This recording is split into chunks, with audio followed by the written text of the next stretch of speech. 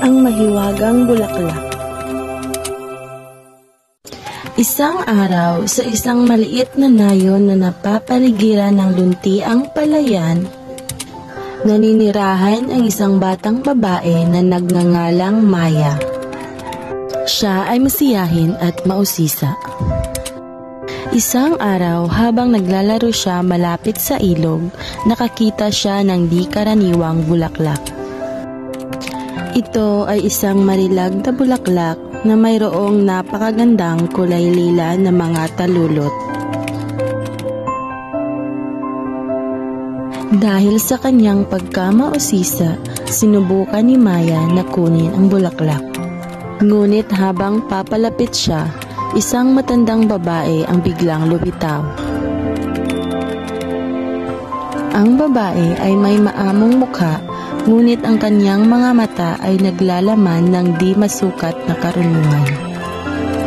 Bata, wika ng babae. Ang tinig ay tila isang mahinang bulong. Ang bulaklak na iyan ay hindi simpleng bulaklak lamang. Ito ay isang sagisag ng kasaganaan at pag-asa na sumisimbolo sa nayon na ito. Kung pipitasin mo ito, nagpapakita ito ng hindi pag-respeto sa ating lupang sinilangan. Nagulat si Maya, hindi niya inaasahan na ang isang di karaniwang bulaklak ay mayroong ganito kalalim na kahulugan. Napaisip siya sa mga sinabi ng matanda. Naunawaan niya na ang kagandahan ng bulaklak ay hindi lamang nakikita sa kanyang anyo, kundi sa kahalagahan nito sa kalikasan. Mula noon, pinangalagaan ni Maya ang bulaklak. Hindi na niya ito pinitas. Bagkus ay pinagmamasdan niya ito araw-araw.